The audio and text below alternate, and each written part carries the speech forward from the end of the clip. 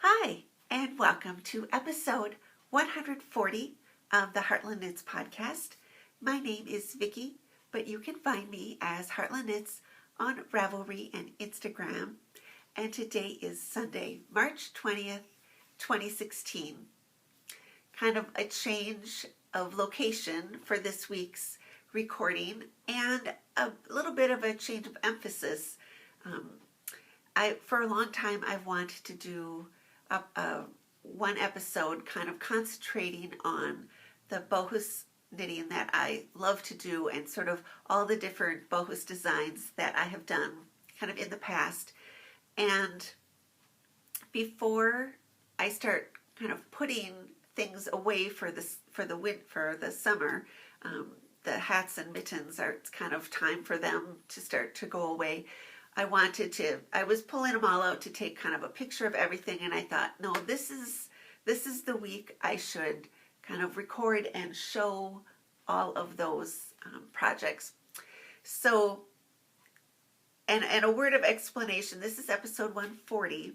You might be seeing this before episode 139, which is actually, I recorded last Sunday, and it's actually on the computer, kind of halfway edited. It was more of a regular episode, but it also had a large segment on the garden, the flower show that I was a tiny little part of for a couple of weekends. So there are a lot of pictures that I'm putting in. That's what's taking a long time to edit. So I do intend upon putting that episode up. These two might go up kind of almost at the same time. So last week's show, I kind of talked about two of the sweaters that I'm working on. One is I'm going to show again this week, but then there was a new one, and I can't remember if I had anything finished or what else I talked about. So anyway, there'll probably be two episodes up right at the same time. But for this one, I am going to start out with what's on my needles, because I do have two Bohus sweaters currently on the needles. I started both of these last August. I wanted to do one. I usually kind of do one Bohus sweater a year, and I couldn't decide which one of these I wanted to do, so I started both of them, and I love them both. So this one that I'll show you first is what's kind of currently I'm really working on. And this is the Blue Flower Bohus. It is, oh, and did I say why we're recording in here is because the lighting is so much better in here than in the other room, and such a big part of the Bohus sweaters are the colors. So I wanted to be sure to have you be able to see the actual colors instead of me just saying, oh, that doesn't look quite right.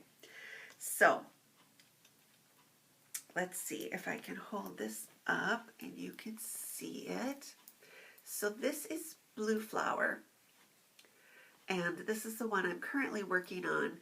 I think the last time in episode 137 I was just kind of starting or finishing up the short rows, and so I split this one, and so this is the front. I did a little bit of waist shaping, and then the rest of it is just kind of at the underarm point. I'm doing this one semi-traditionally in that it will have seams on the side and the sleeves, but I did kind of the raglan part and all the short rows in the round so that I wouldn't have seams kind of on this raglan section.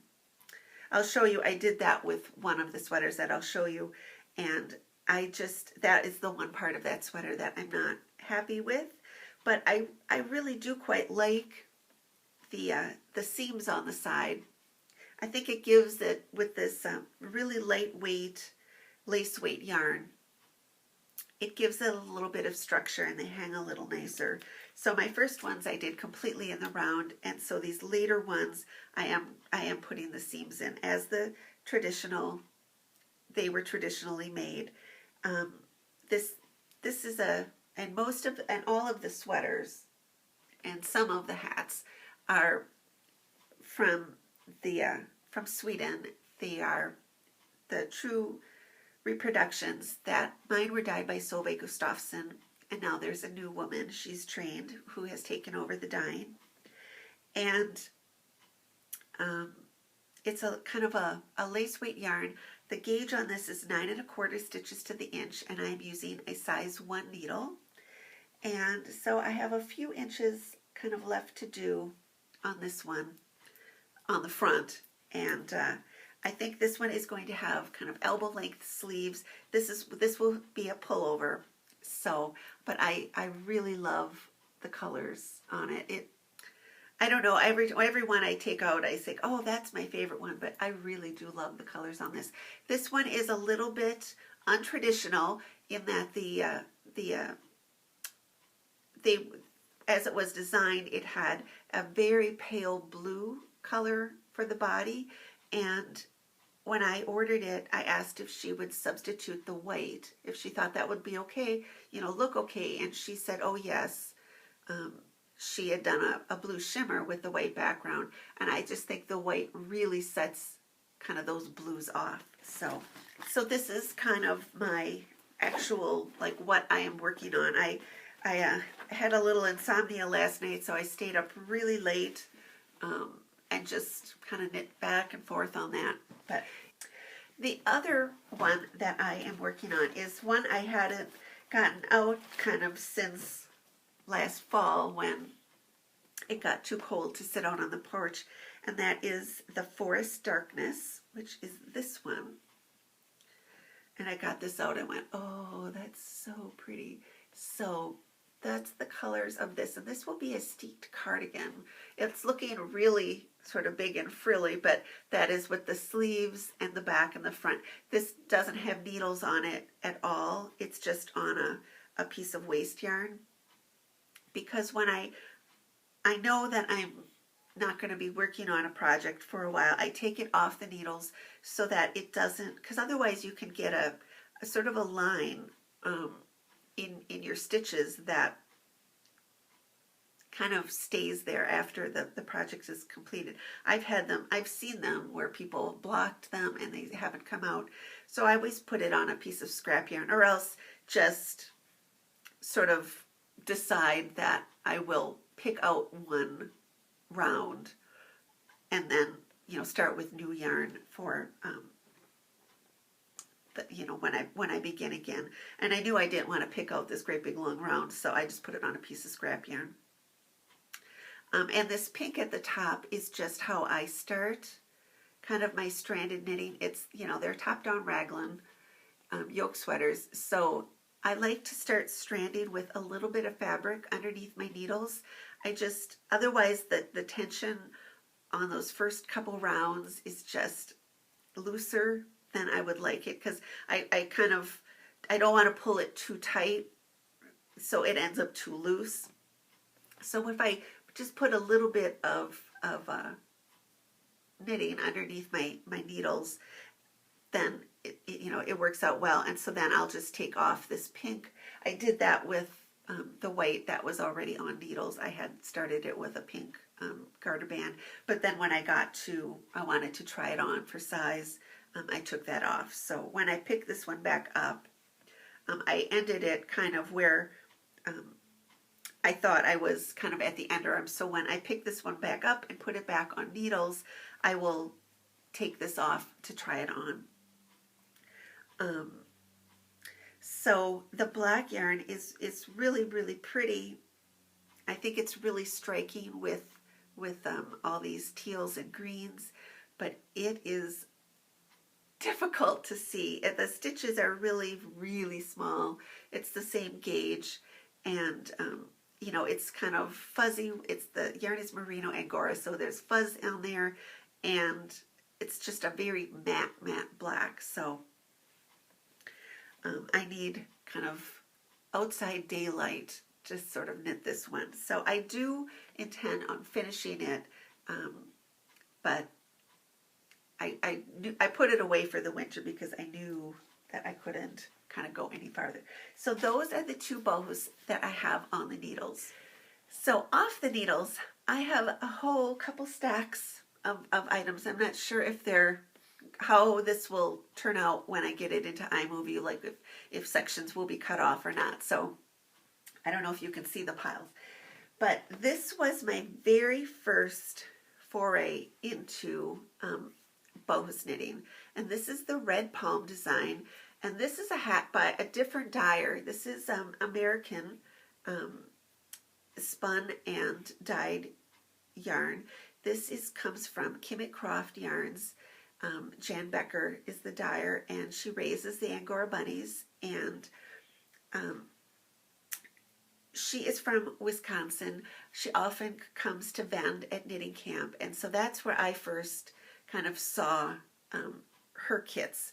Her kits were the ones kind of that were shown in the book Poems of Color, and so this one, it was my very, very first one, and it's a pretty bright hat.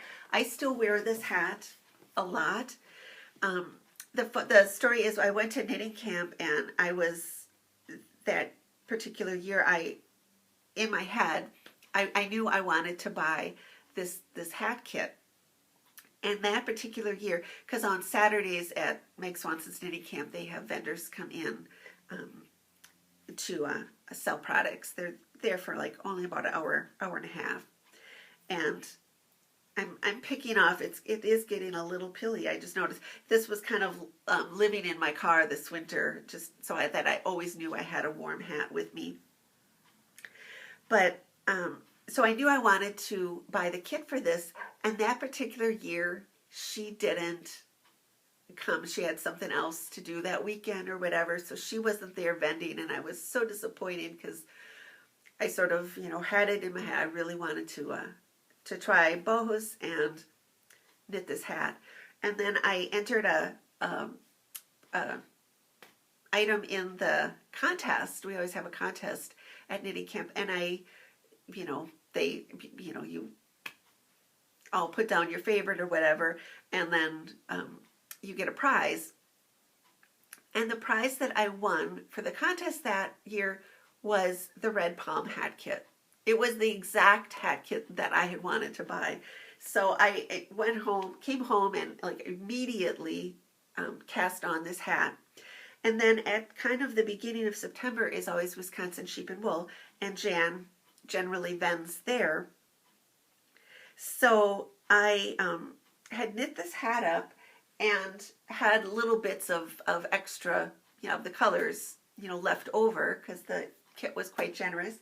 And so when I saw her at Wisconsin Sheep and Wool, I bought an extra color of the main color, and I knit matching gloves to go with it. So these are my matching gloves, and these have been worn a lot too. I don't know if it's going to show up all they're kind of, pilly, and probably could do a good brushing or whatever, that gleaner or whatever. So her yarn is also Merino Angora. She uses German Angora bunnies, is the breed of Angora fiber. It's spun to a little bit thicker. It's more of a fingering weight than the Swedish Bohus. And it is a little bit more, I don't know if you'll see in there, you can see it's kind of a semi-solid, sort of like that, kind of light and dark look. So it's not quite as solid. Most of my Swedish Bohus sweaters, the body colors, I always heard they were commercially dyed, except for one, which was hand dyed. And I'm not sure how they are, like the new ones, because I don't actually have any of the new kits myself. I have seen them, but I have not, I don't own any of them. So so the Swedish Bohus, the body colors, that's kind of why I went for the Swedish yarns for the sweaters, because that's traditionally how they where it was like a more solid look instead of like this kind of hand-dyed look. But these were knit fingertip up, Joyce Williams style, and then I kind of did, you know, it's not exactly, but it's similar to the design of the red palm. You know, it's a kind of a chevron sort of design. I just split all the little leftovers kind of in half so I'd have equal ones, and then just kind of worked them like the same. So these actually get a lot of wear, and for being very thin gloves, these are very, very, very warm. I wear these, you can tell, I wear these a lot, both of these. So that was such a success. The next year, and kind of like when I went to camp or when I went to Wisconsin Sheep and Wool, I usually bought a hat kit from Jan. And so I'm not sure exactly of the order of these, but this is her version of Blue Shimmer. It's a little bit, the colors are on this one are a little bit different than they are on, because I have a Blue Shimmer sweater kit from Sweden. That's my one kit that I have. I mean, there's a lot more different designs than what I have, but I bought like a whole like bunch when the exchange rate, the last time the exchange rate was low, I bought a bunch of kits. But anyway, this is Blue Shimmer. And then I did one called the Swan, which is this one, which is like kind of natural colors, and there's a lot of like texture in there. So I've worn this one a lot, and I also made gloves to match these. Now these are like white. You can see they're very, very like kind of felted. I've worn these a lot, and they're dirty. This is actually why I re-knit.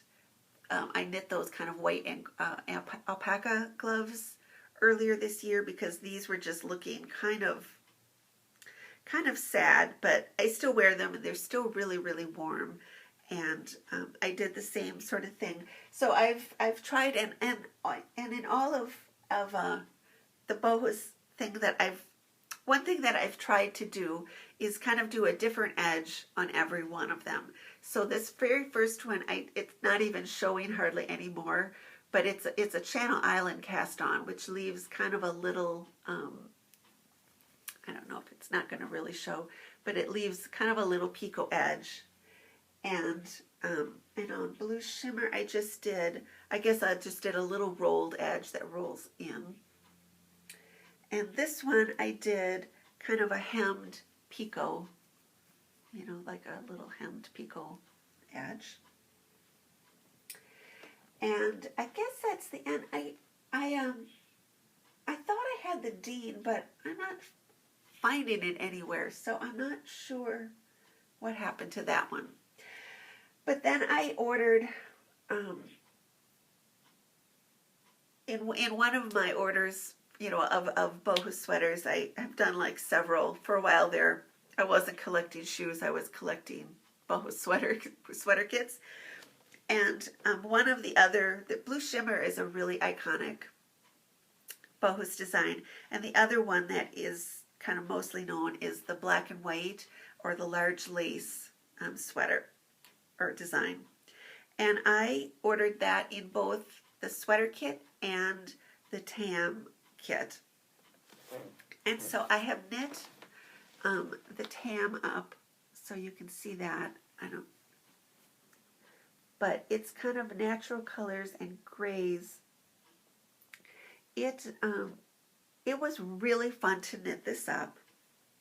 And this is a kit from Sweden. But it is, and it's not a reflection of the gauge or whatever. It's how the pattern was written. It's just floofy too big. It's just like this enormous hat. It just, you know, if you look on Ravelry, all of them that are done like that, you know, I just followed the directions, and it's unwearably large. So I've knit this, and I have enough black yarn, because they usually came, the hats come with like a hat and a scarf yarn so that you have enough. And most of the scarves are just plain solid. But my thinking was, well, you get the scarf yarn, I will knit gloves out of it. So I always intended on knitting gloves to match this, but never got around to it because I always wanted to fix the hat and like tear it back. But it's a good sort of example of kind of one thing that I do with the Bohus knitting. You can really see how those purl stitches kind of pop out in that diamond section. And kind of one thing that I like to do is I like to keep the pearls so they're perfectly level, where if you've got a couple colors, like 2 or 3 colors, like in this, there's 3 colors, I always keep the one that's purling at the bottom. So if I'm, have one over here and one here and one here, this one is strands across the lowest section, and then this one is in the middle, and this one is at the top. So I always keep the color that's purling at the bottom so that that purl stitch will stay more horizontal than if it's up at the top and you're purling, it kind of has to come down and around, and it kind of angles a little bit. But anyway, I intend to, I'm not going to fix this anymore. What I intend to do is to rip this out. I have yarn left over from it too, but I do intend, I'll probably end up having to rip it out to get some of these colors. And I'm going to knit a cowl out of it. Because this is, I had the sweater kit for this design, and I sold it this winter because the body is the black color. And so it kind of looks like this, like on the yoke. It starts at the light and goes to the dark. It's a really, really pretty design. But with my problem seeing the black in this Forest Darkness sweater, I just knew I couldn't face knitting another sweater with the black color. So I thought I'm going to like rip this out and use my leftover yarn probably first, and then if I have to rip it or whatever, I don't really care if I have to. And do a cowl, and then I will still have these sort of like pretty colors kind of up around my neck, and I won't have all that black to do. So anyway, that is my thinking for that one. And then, let's see, the next hat, this is the Wild Apple, and this was the Swedish version. And on this hat, this one I just did as it said. It was 1x1 ribbing as a hem. I think that's what was called for in the pattern. This one I did this little kind of twisted I-cord edge. And this was the hat that I knit when I was going through chemo. The one hat that I knit for myself as a chemo hat. And I wore this a lot because, part of especially kind of when I was kind of the sickest, when I was getting my blood checked, 3 times a week and going in for transfusions a couple times a week. And it was in the fall, it was kind of October, November. So this kept my head really warm, but yet it was lightweight, and it looked, like I didn't have a great big winter hat on when I was kind of inside, sitting there getting, transfused. So, but I wanted to show you, I'm going to put this on. So this fit my bald head perfectly. It fit it like perfectly because, I knit it. I started knitting it, I think in August.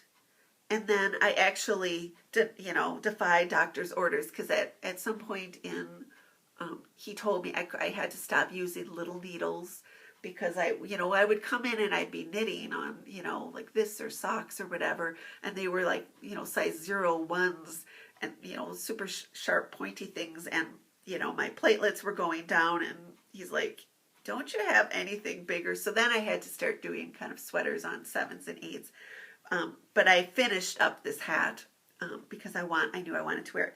But this fit my head perfectly, so I'm going to put this on, and you can see it does not fit. I mean, like it keeps like popping back off. I mean, I can't even really get it on my head without it like immediately like popping back off. So that's why I say when, people ask about chemo hats, like making chemo hats either for somebody that you know or for a charity that's collecting them or whatever, to make it too small for your head, because when you don't have hair, it's that much smaller. There's no way I could wear this hat with hair, but it fit my bald head perfectly. So really, I know sometimes people say, oh, it should be this size around. You don't knit the hat kind of so it fits your own head, like it looks, good on your head with hair. I mean, even when I had short hair, it would pop right back off.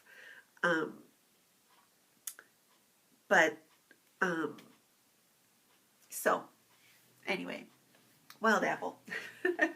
And then I think I knit this a couple years ago, like on the podcast.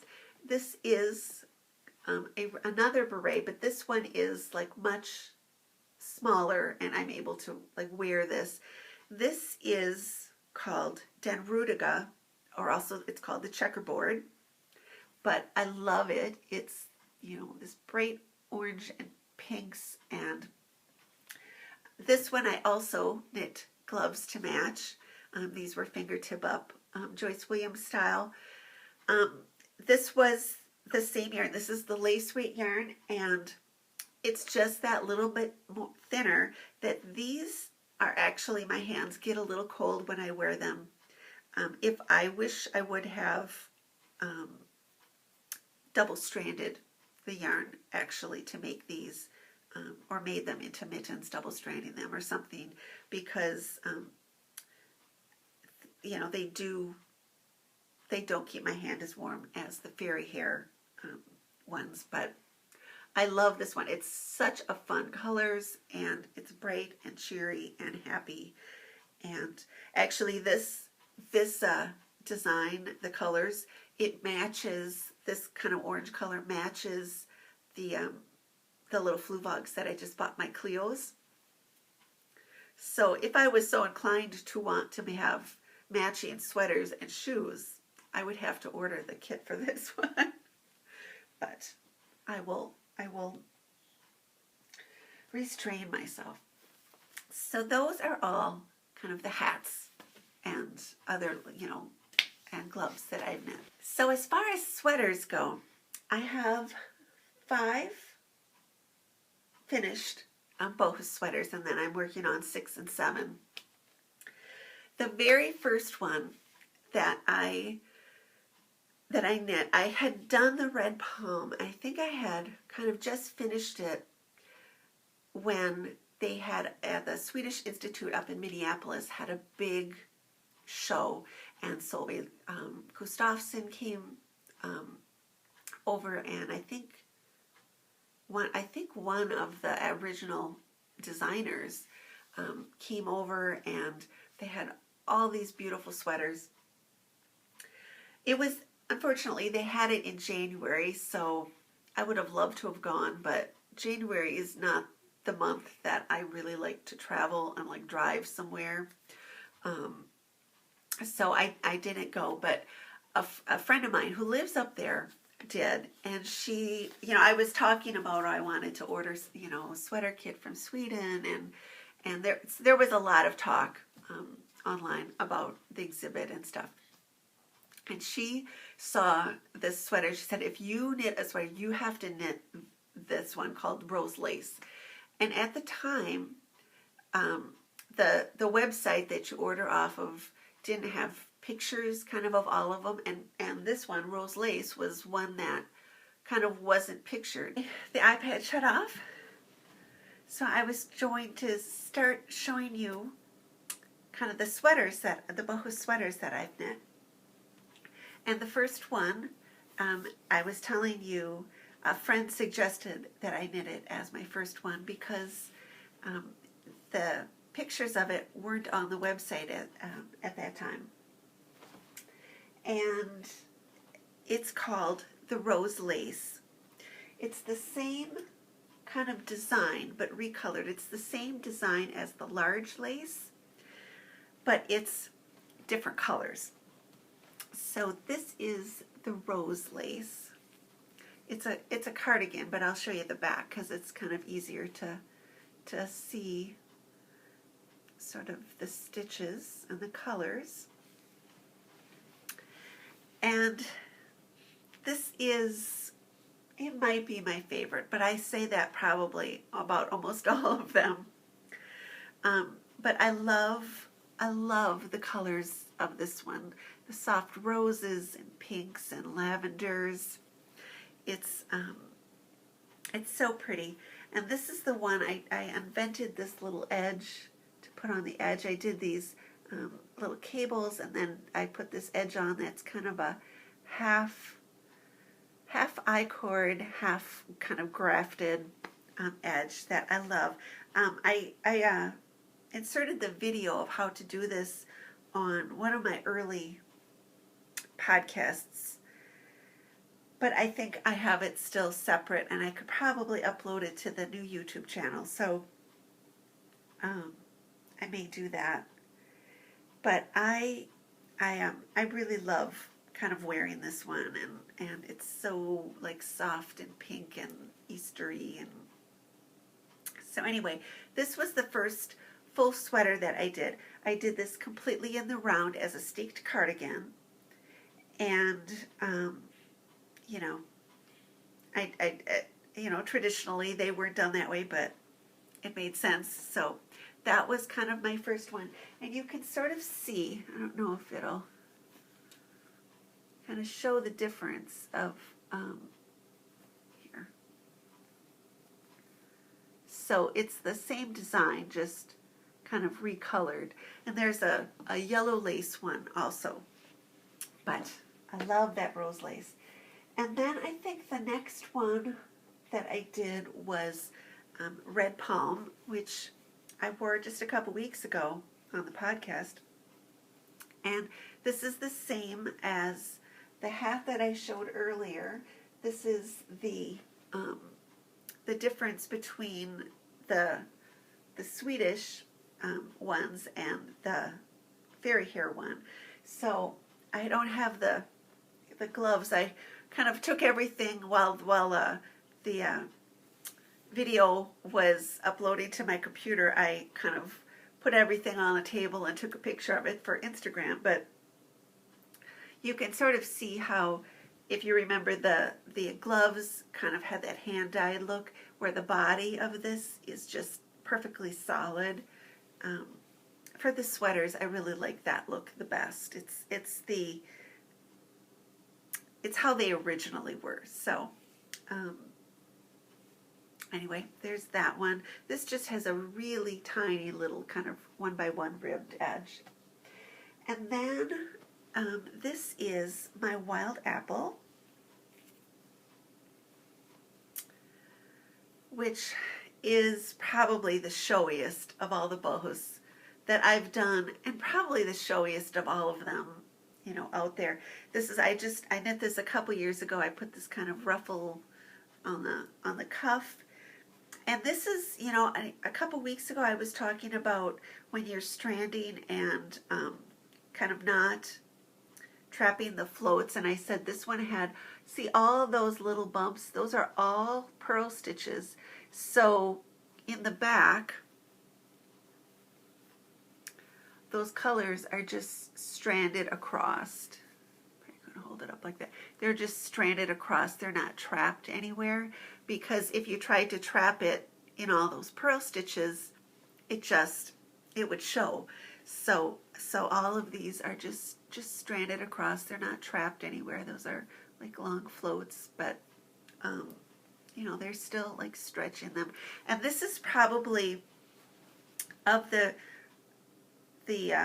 kind of produced designs. This is probably the most difficult because this one has a fair amount of kind of 4-color rounds or rows. So then you're working with 4 colors, you know, regular sort of stranded knitting like you do. Usually has 2 colors, so you'd have 2, like 1 in each hand. So when you got 4 in each hand, or 4 colors going, you have to devise kind of another system, like 2 in each hand, or you know, whatever, 3 in one, 1 in the other, whatever. So, and this I did like I did the hat. I did that little kind of twisted I-cord edge. And then this is right up there with one of my favorites too. This is Blue Flower. And I love this one. This is the one that I was knitting it and I didn't realize it. You can sort of see the body of this one was hand dyed. It was not a commercially dyed color. I think the original that they used to recreate this design was a one-off sweater that somebody bought off of eBay, and it was so pretty that Solveig, you know, who dyed generally dyed the colors of the yoke, she dyed the body color. But I love it so much. I didn't love it when I realized that it was hand dyed and I had a line because I hadn't alternated skeins, but I love it now. And this one I did this kind of little lace edge and it slightly scallops. I don't know why, I just always love to put scallops on these sweaters. And then the one that I just finished last year was the egg. And so this is like one of my favorites. So all the other ones were done the cardigans were done as a steeked cardigan, and otherwise they were all done in the round, except for this one. And this is the one I did completely traditionally, but it has, even in those raglan seams, I've got like sewn seams. And there's just something about that, how it hangs, how it feels. It's just, I don't like how this one fits as well as the others. So I guess I did that one, and then I did this one. So I did the whole top part till I got to the underarm in the round, but then this one has side seams and sleeve seams, and I really like how it hangs. But it is a really pretty one. And then for this I did this kind of lacy edge cuff, and then it's on the bottom of the sweater too.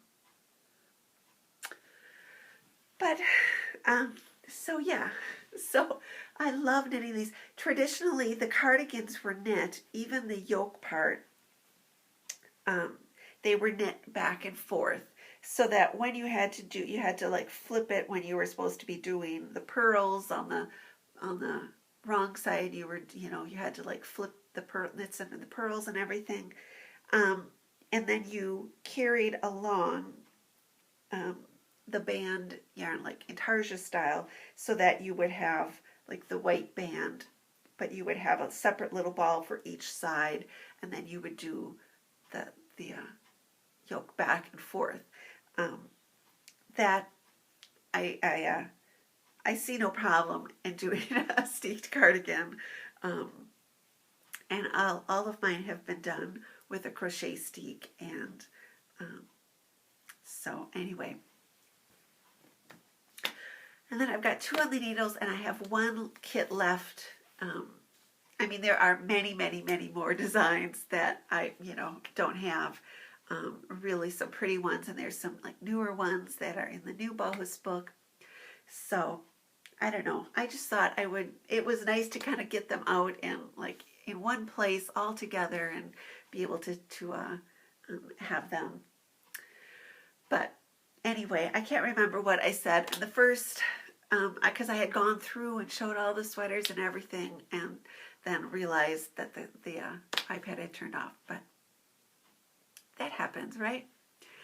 So I hope all of you have a great week this week. The podcast is on iTunes and YouTube. If you have like any questions about the sweaters, I know I kind of rushed through the sweater part just because I don't want this to turn off again.